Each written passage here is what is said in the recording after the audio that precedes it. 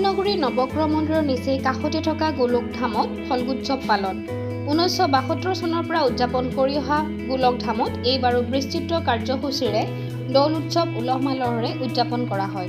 দৌল উৎসৱ উপলক্ষে উদ্যোক্তা তথা গোলকধামৰ সম্পাদক অৰুণ কলিতা আৰু পুৰোহিতে সংবাদ মাধ্যমৰ আগত এনেদৰে ব্যক্ত কৰে। নমস্কাৰ, মই ধ্ৰুৱল বৰা। নমস্কাৰ।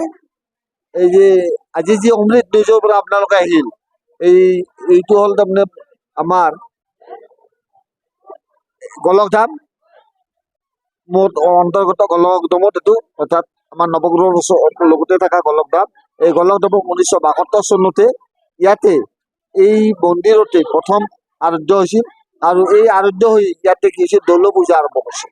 এই দৌল পূজা যি আৰম্ভ কৰিছিল ইয়াৰ এটা ইতিবৃত্ত আছে। তেওঁলোকে তাৰমানে স্বপ্নত দেখা পাইছিল যে ইয়াতে দৌল পূজা কৰিব লাগে আৰু সেই দৌল পূজা কৰিব লাগে বুলি ভাবাৰ পিছত ইয়াতে 1972 চনত ইয়াতে পোনপ্ৰথমে দৌল পূজা আৰম্ভ কৰিছিল আৰু 1972 চনৰ পৰা আজিলৈ এই অঞ্চলটোত অৰ্থাৎ 47 বছৰে ধৰি এই পূজা ভাগ অৰ্পণ কৰিছিল।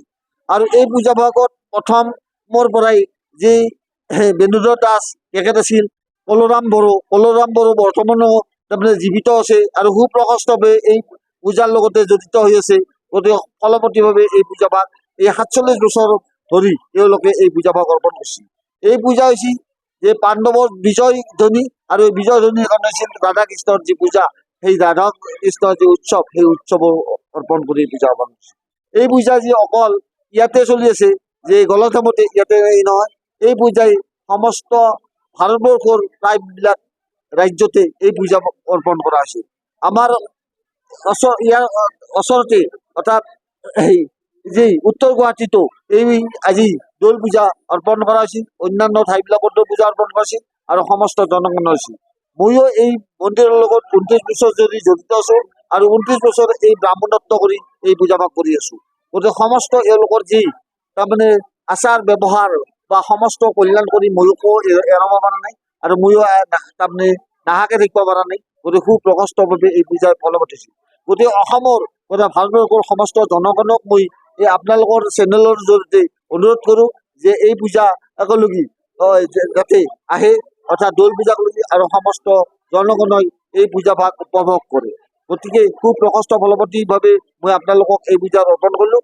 লগতে মোৰ নিজৰে এটা মন্দিৰ আছে, দুৰ্গা চণ্ডিকা মন্দিৰ বৰবাৰী প্ৰতিষ্ঠাৰ ওচৰত, আৰু সেইটো মই নিজে প্ৰতিষ্ঠা কৰিছিলোঁ আৰু এই মন্দিৰটো বৰ্তমানো চলি আছে। গতিকে আপোনালোকক এই চেনেলৰ জৰিয়তে আপোনালোকৰ নিজকো মই নিমন্ত্ৰণ কৰিলোঁ যে মোৰ মন্দিৰলৈ যাব আৰু লগতে এই যি জনগণকো নিমন্ত্ৰণ কৰিছোঁ যে সমস্ত জনগণলৈ যাতে সেই মন্দিৰটোলৈ যায়ো তাৰমানে পূজা অৰ্পণ কৰে। আৰু প্ৰতি মঙলবাৰে এই মন্দিৰত চণ্ডী পূজা কৰা হয়। প্ৰতি বছৰত তাৰমানে দুৰ্গা পূজাৰ সময়ত 108 ঠাকুৰত দুৰ্গা পূজা কৰা হয় আৰু বাসন্তী পূজা, জগদ্ধাত্ৰী পূজা, অন্যান্য পূজাসমূহ সেই মন্দিৰত অৰ্পণ কৰে।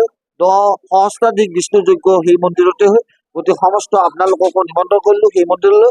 লগতে এই দৌল মন্দিৰত যি মই 29 বছৰ অতিবাহিত কৰি যি কৰি আছোঁ, এই ৰাইজৰ যি তাৰমানে উৎসাহ উদ্দীপনা, তাৰ বাবে মই তেওঁলোকক এই মন্দিৰৰ জৰিয়তে শুভেচ্ছা জনাইছোঁ আৰু সমস্ত কল্যাণ কৰিছোঁ। অসম চৰকাৰ, ভাৰত চৰকাৰকো অনুৰোধ কৰিছোঁ যাতে এই মন্দিৰৰ কাৰণে উন্নয়নৰ কাৰণে যাতে কিছু টকা পইচা অলপ অৰ্পণ কৰি এই মন্দিৰৰ যাতে সুপ্ৰশস্ত ফলৱতী হয়, যাতে এই মন্দিৰ যাতে এসময়ত জাকত জিলিকা হয়।